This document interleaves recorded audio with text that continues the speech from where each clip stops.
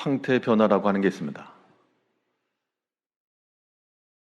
우리가 일반적으로 마시는 물은 액체 상태인데 여기에 열을 가하면 온도가 올라가다가 액체 상태에서 기체로 변하게 됩니다.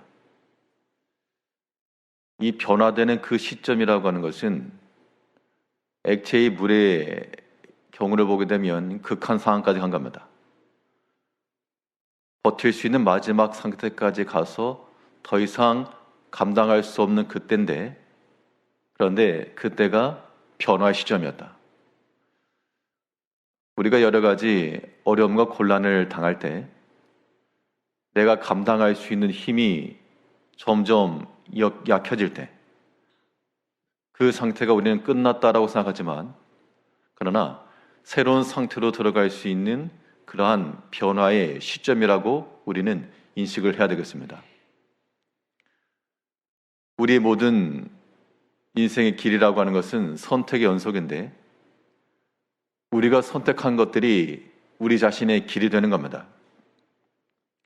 그러나 때로 우리가 선택하고 나아가는 그 길들이 벽에 부딪히고 더 이상 나아갈 곳이 없는 그런 때를 경험할 수 있겠는데, 그 또한 이 극한 상황으로까지 나가는 겁니다.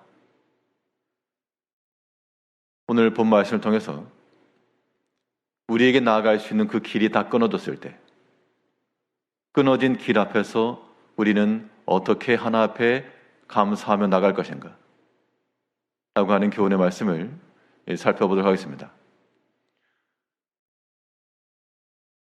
이런 극한적인 상황이라고 하는 것이 우리에게 있을 때는 조금 당황스럽지만, 실상은 그 대처 방안이라고 하는 것은 논리적으로 이론상으로는 그닥 어려운 것이 아니라고 하는 것을 보여주고 있고, 우리는 그것을 잘 적용하면 될 것인데, 여기서 말하는 적용이라고 하는 것은 하지 말아야 될 것을 하지 않는 것이고 또 해야 될 것을 하면 되는 겁니다. 이 쉬운 것을 우리가 어려움 가운데서 잘 지켜내면 극한 상황에 있을 때 우리의 여러 가지 인생의 길에서 길이 다 끊어져 버린 그런 순간에서라도 우리는 새로움의 상태로 나아갈 수가 있는 겁니다. 그럼 하지 말아야 될 것이 무엇인가? 나의 선택과 나의 길 가운데 끊어진 다리와도 같이 더 이상 나아갈 수 없는 그런 상황 가운데서 하지 말아야 될 것과 해야 될 것이 있는데, 오늘 먼저 이 본문 말씀에서 우리가 찾아볼 수 있는 것은 하지 말아야 될 것으로는 원망의 말을 하지 않아야 됩니다. 이스라엘 백성들이 하나님의 명령을 따라 출애굽을 했고 광야로 나왔습니다.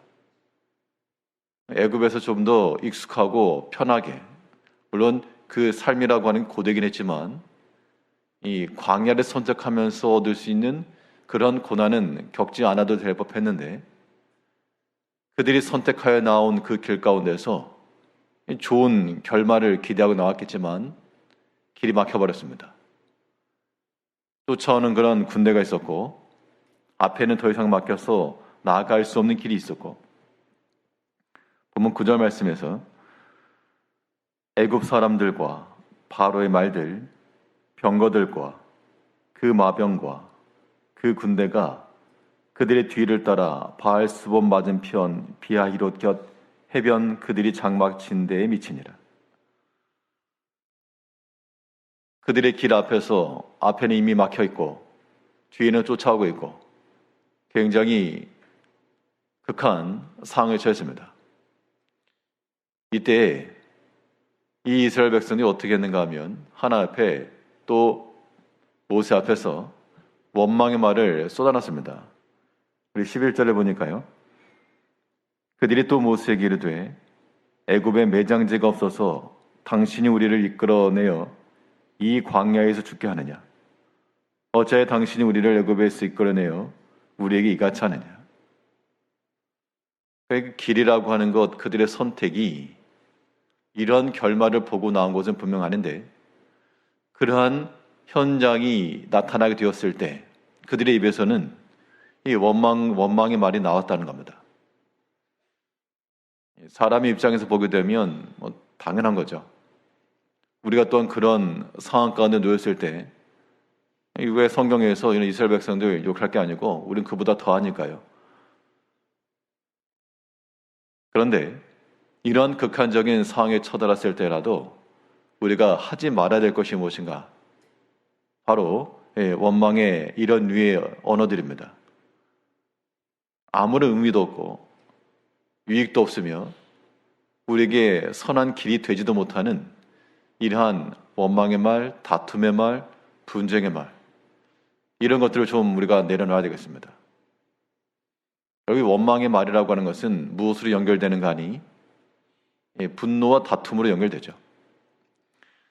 우리 개개인의 삶에서 우리 자신을 돌이켜볼 때 우리가 어떤 길을 선택하고 나아갈 때 우리 이걸 회방받고 싶지 않다는 겁니다. 내 생각대로 계획대로 그 길대로 쭉 나아가고 싶은데 여기 어떤 사람이 걸림이 되거나 어떠한 사건이 장애가 될 때 우리가 회방받았다라고 하는 그런 마음에서부터 여러 가지 원망의 말이 나올 수 있고 그것이 또한 분노와 다투로 나갈 수가 있겠는데 그것은 그런 상황 가운데서 우리가 취할 자세가 아닌 겁니다. 그런 것으로는 이런 상황 가운데서 변화가 안 됩니다. 하나님께서 우리에게 그러한 극한적인 상황을 주시는 것은 결국 우리 자신의 변화를 위해서인데 어떤 변화인가?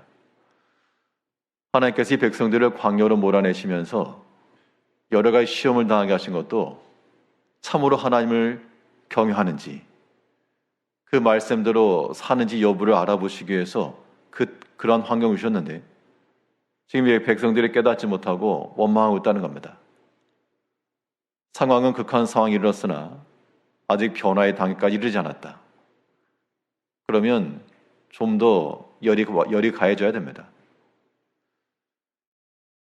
우리 여러 가지 인생의 길 앞에서 우리 어찌하든지 우리가 하지 말아야 할 것 가운데 하나 앞에서 원망의 말이며 또한 사람들 앞에서 분노와 다툼의 말이며 이런 것들이 나온다는 것은 아직 만들어지지 못한 우리의 모습이므로 그런 모든 상황 속에서 우리가 원망하지 말 것. 무엇할 것인가?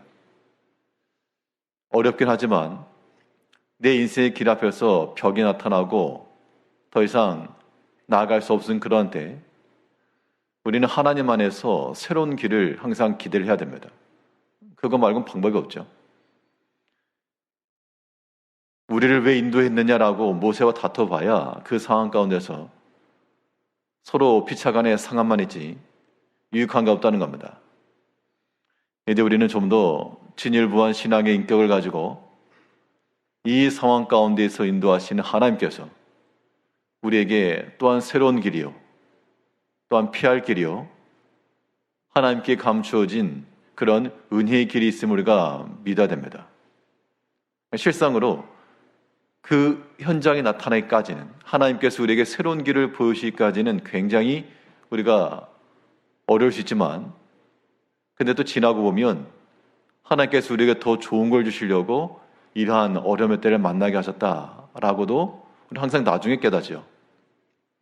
그렇기 때문에 우리 모든 삶 속에서 여러 가지 길이 막히고 더 이상 나아갈 길이 없는 극한 상황 가운데 놓였을 때 우리는 하나님 앞에 원망할 것이 아니라 오직 하나님을 의지하는 마음을 가지고 또 하나님께서 내게 새로운 길, 이 백성들에게 하나님께서 바닷속에 감추어진 길을 주실 것을 누가 생각도 못했을 겁니다. 그런데 그들이 그 마른 땅을 지나 구원함을 받았죠. 소망이 다 끊어지고 이제 다 죽었다라고 생각하던 그 시점에 하나님께서 우리에게 새로운 길, 소망의 길, 살 길을 주신다는 겁니다.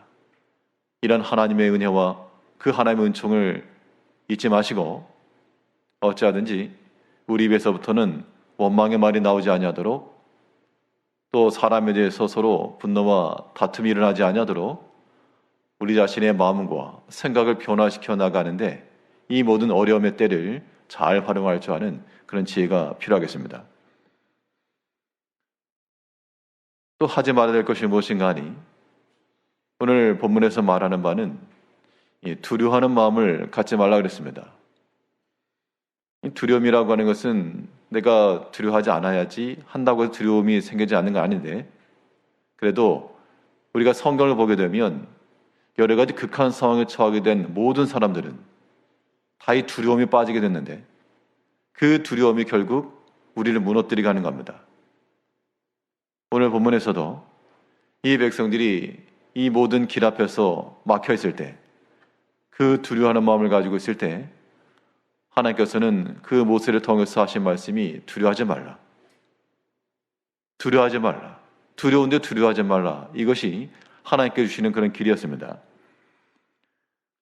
10절 말씀에서 바로가 가까이 올 때 이스라엘 자손이 눈을 들어본즉 애굽 사람들이 자기 뒤를 따른지라. 자기 뒤에 이른지라. 이스라엘 자손이 심히 두려워하여 여호와께 부르짖고.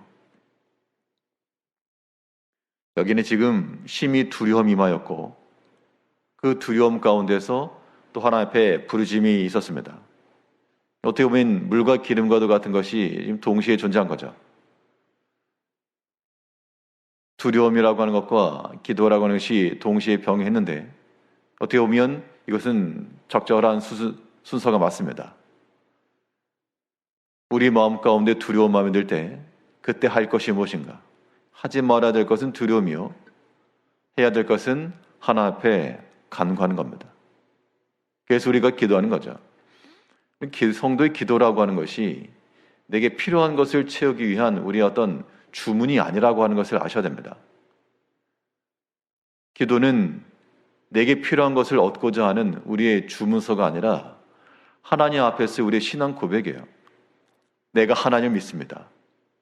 지금 이 극한 상황 가운데서 길이 막혀 있고 군대가 쫓아오는, 더 이상 나아갈 수 없어서 어찌할 줄 모르는 막막한 이런 상황에서라도 나는 하나님을 신뢰하고 하나님을 의지합니다 라고 하는 우리의 신앙의 고백으로서의 기도이지, 저 살려주시오, 이것 주시오, 그런 요구로서의 그런 기도가 아님을 우선 명백해야 됩니다. 그건 나중 일이고, 결과적으로 하나님께서 우리에게 어떤 유익한 것과 은혜를 주셔서 우리가 피할 길도 없고 좋아지는 것, 이건 나중 일이고요.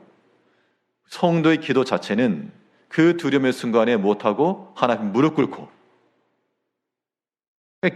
기도하는 심정이 이런 겁니다. 정말 우리가 마음에 그런 극한적인 상황을 당하게 되면요, 오늘 교회 가서 기도해야지, 그런 게 아니고 정말 내가 서 있는 그곳 자체가 무릎 꿇는 자리가 되는 겁니다. 바닥에 엎드리게 돼 있어요. 앉아있던 의자에 엎드려서 의자 위에 내 손을 모으고 하나님 앞에 엎드리고 간구하고, 그 두려움이라고 하는 것이 우리 마음이 임하게 될 때 두려워하지 말고 하나님 구하라. 이것이 하나님께서 우리에게 주시는 하나의 솔루션입니다. 답입니다. 13절 말씀에서 모세가 백성에게 이르되 너희는 두려워하지 말고 가만히 서서 여호와께서 오늘 너희를 위하여 행하시는 구원을 보라. 너희가 오늘 본 애굽 사람을 영원히 다시 보지 아니하리라. 여호와께서 너희를 위하여 싸우시리니 너희는 가만히 있을지니라. 두려움이 우리 가운데 임할 때 두려워하지 말고 오직 하나님의 구원을 보라. 하나님께서 구원하실 것을 기다려라. 하나님이 싸우신다. 하지 말아야 될 것은 두려움의 마음이요, 이 두려운 마음이라고 하는 것이 이게 점점 확대가 됩니다. 휴지에 물이 묻으면 이게 점점 퍼져나가는 것처럼 이 두려운 마음이라고 하는 것도 우리 마음에 가만 놔두면 점점 커져가지고 우리가 안 해도 될 생각, 또한 안 해도 될 그런 마음들, 그런 점점 넓어지게 되어 있습니다. 그걸 차단해 나가려면 불이 났으면 물을 뿌려야죠. 그 두려운 마음이 사라지기까지 하나님 앞에 우리는 기도해야 됩니다. 하나님께서 내 마음에 평안 주시기를 구하고 하나님의 살아계심을 또한 구하고 믿을 수 있도록, 또 하나님께서 내게 은혜에 부으실 것을 구하고, 그래서 우리 마음이 진정될 때까지, 그 두려움이 멈출 때까지, 그때까지는 기도의 자리를 지켜야 됩니다. 교회에 서거나 가정에서나 내가 홀로 있거나 함께 있거나 그런 의미에서 우리 성도들은 기도하는 백성들이 되어야 됩니다. 우리가 금번 한 주 특별한 기도 주간으로 삼았지만 이것은 뭔가 특별해서가 아니라 이것이 우리의 일상이 되어야 되는 게 마땅하죠. 이제 우리가 하나님께서 때로 우리가 선택한 그 길 가운데서 또 우리 모든 성도님들의 삶 속에서도 여러 가지 극한, 더 이상 길이 없는 그런 소망이 끊은 듯한 그런 상황들이 있을 때 우리 마음 가운데 염려가 되고 두려움도 되겠으나 그러한 모든 염려와 두려움이 다 물러가기까지 하나님 앞에서 이 모든 원망의 말을 다 멈추고 하나님께서 행하실 새 일을 기대하며 뛰어내리면 또 새로운 길이 있다. 오직 하나님을 신뢰하는 마음을 가지고 실패해도 또 새로운 길이 있다. 두려움 없이 하나님을 의지하는 마음을 가지고 오직 여호와의 행하시는 것을 보라. 하나님께서 너희를 위하여 싸우시리라. 이 믿음을 가지고 이 모든 극한 상황에서 우리의 마음과 모든 생각이 하나님 앞에서 좋은 모습으로 선한 모습으로 변화되어 갈 수 있는 유익한 기로 삼으시는 성도님들이 되시길 바라겠습니다. 기도하겠습니다.